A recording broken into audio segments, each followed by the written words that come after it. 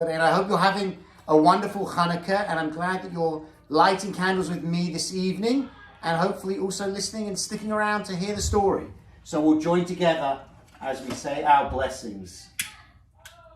Baruch atah Adonai, Eloheinu melech haolam, asher kitshanu b'mitzvotav, v'tzivanu lahadlik ner shel Chanukah.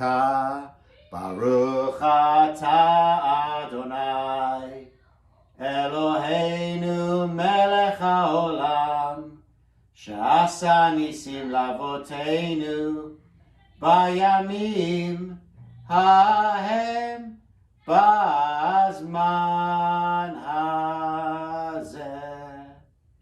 And so we make sure that our candles are all in place. I'll try and get that last candle lit, and always try to do it without getting any wax on yourself, without burning ourselves. And so the candles are lit, and so it's time for me to tell you a story. And the story I want to read to you today is called Sadie's Almost Marvelous Menorah, which is one of the PJ Library books. And if you haven't signed up for PJ Library yet, make sure to contact the synagogue, and we at Temple Shittik can help make sure you're registered to receive a free book every month from our friends at PJ Library.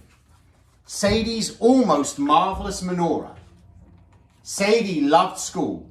She loved the Hebrew songs the children sang during music, the wooden play sink in the kitchen corner, and the reading nook with its books and comfy chairs. She loved the boys and girls in her class, and she especially loved her teacher, Menorah Rachel. One Monday morning at circle time, Menorah Rachel asked the class, "Can you guess what holiday starts this week?" All the children chimed in at once. Hanukkah! Sadie loved Hanukkah. She loved to spin dreidels and to eat potato latkes with applesauce. Most of all, she loved to help light the Hanukkah menorahs. Menorah Rachel said, "This week we are going to make our own menorahs." How exciting, thought Sadie. My very own Hanukkah menorah. Sadie couldn't wait to start. On Tuesday, Menorah Rachel brought out big blocks of clay for each child. The children kneaded, rolled, and shaped their menorahs. Sadie used a pencil to poke holes in the clay to hold 8 candles. Then she rolled a small ball of clay, put one more hole in it, and attached it to the top. This was for the shamash, the candle used to light all the others. On Wednesday, Menorah Rachel brought out paints.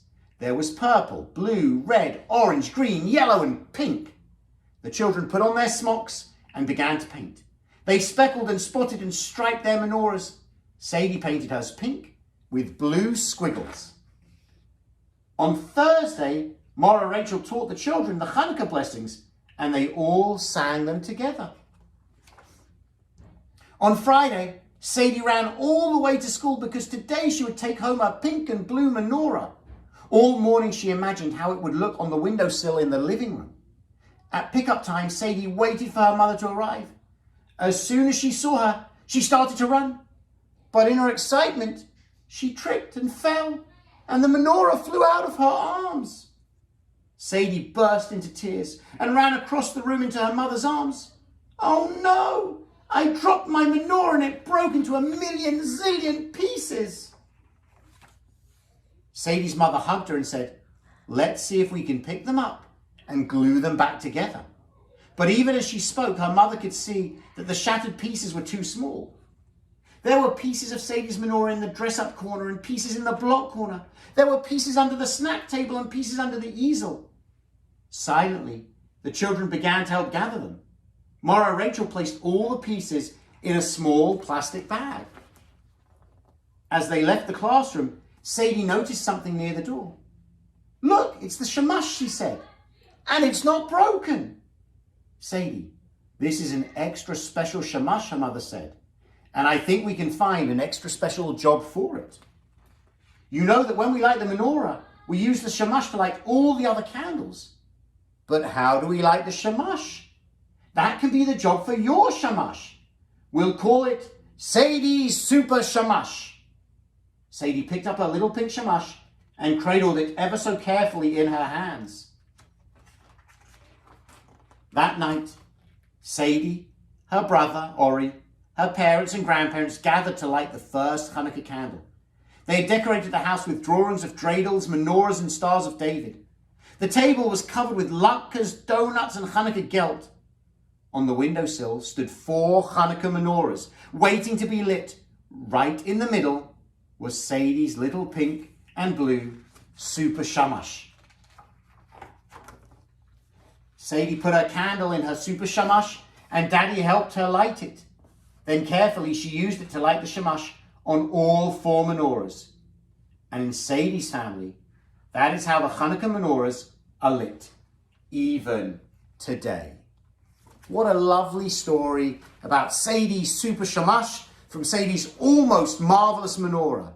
Thank you for joining me to celebrate Hanukkah this evening. There'll be another member of the TST team here tomorrow to light the 5th candle. We hope you'll be here too. And I look forward to seeing you to celebrate. And just as a reminder, remember it's Hanukkah and Consecration Shabbat in the sanctuary at 6:15 or on the live stream this coming Friday. Hanukkah Sameach. Have a happy, joyful